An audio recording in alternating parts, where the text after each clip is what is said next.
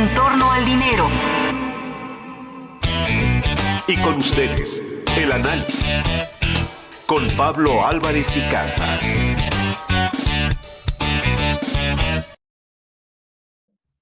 Pablo Álvarez y Casa, ¿cómo estás? Bien, Eduardo, pues aquí. A ver, vamos a recorremos los temas. FED. Bueno, pues ayer la FED lo que dijo es anunciar y confirmar lo que ya había comentado, ¿no? Voy a retirar el exceso de liquidez, las compras de activos que he hecho, y en ese momento subo las tasas de interés el 16 de marzo. La FED tiene reuniones de 2 días, 15 y 16 de marzo, y eso los mercados ya lo tenían descontado. Creo que eso no causó ninguna sorpresa, ¿no? Lo que está generando ruido son dos cosas.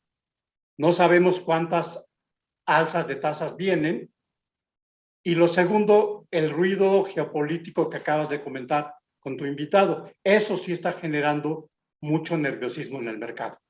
De Ucrania y Rusia. ¿Tú cómo ves el asunto entre Ucrania y Rusia? Mira, yo creo que es un tema de negociación política, pero también de realismo. O sea, finalmente Rusia lo que está diciendo, mi zona de influencia comienza en Bielorrusia y Ucrania. Sí. Para allá, de Polonia para allá, que ya son parte de la Unión Europea, ahí no me voy a meter, ¿no? Pero lo que empieza en esta frontera, que era lo que antes era la Unión Soviética, es mi zona de control y de influencia. Y creo que Putin lo está marcando de una manera muy clara.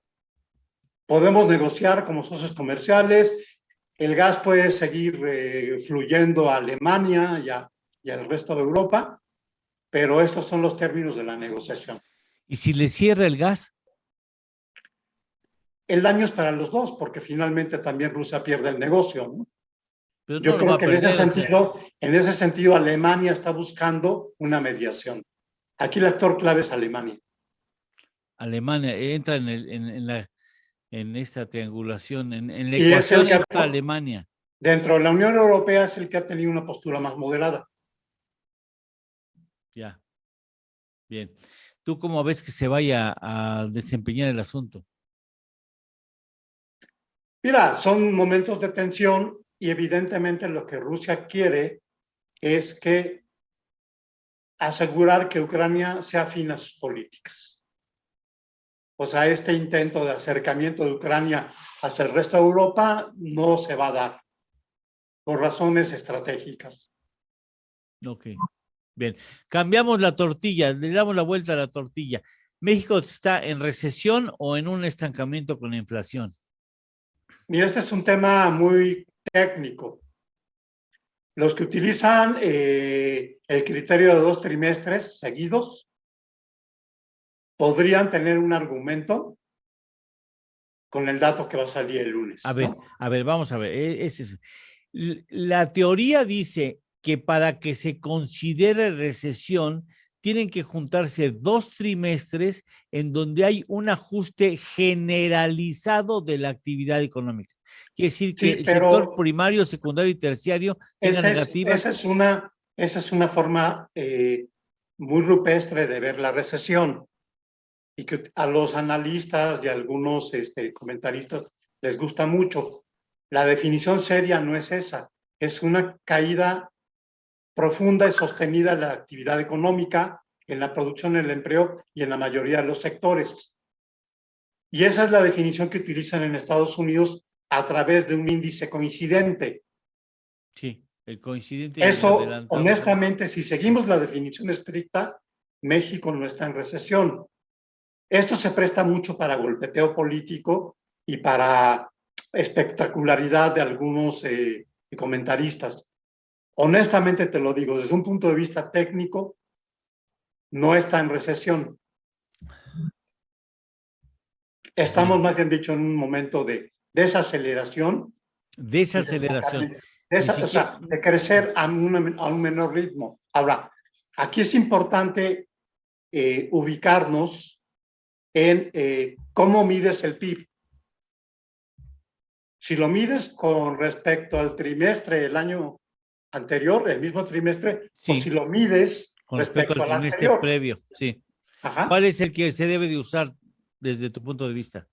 Respecto al previo, pero aquí tenemos que tener mucho cuidado. La caída tiene que ser muy significativa para que podamos realmente hablar de el término recesión.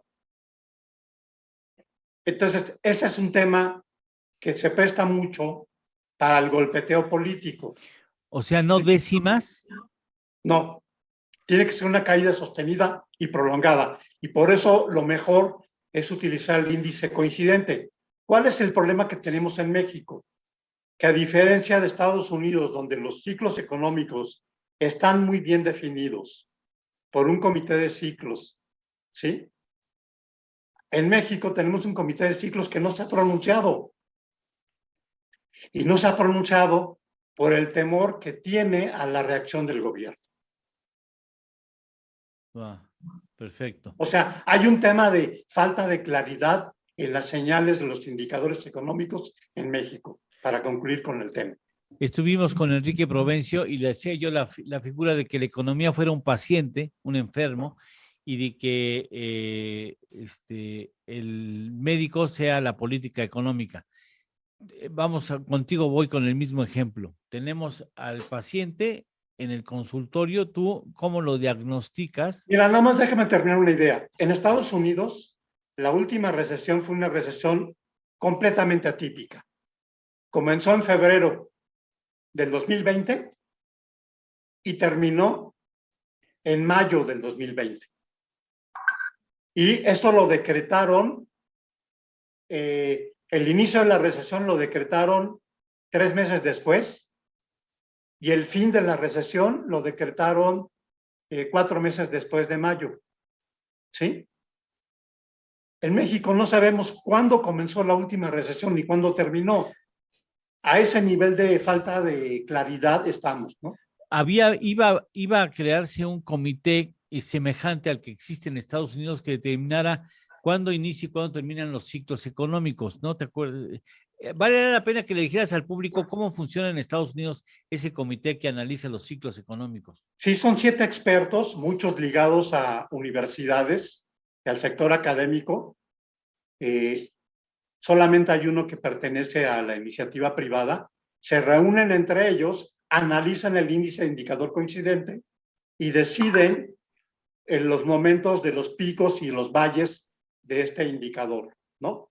En México, el año pasado, en tu programa lo comentamos, en febrero del año pasado ya se creó formalmente este comité, pero es la hora que este comité no ha dado un solo anuncio. Hay un problema político atrás, tampoco seamos ingenuos, ¿no? Claro. Sí, bueno.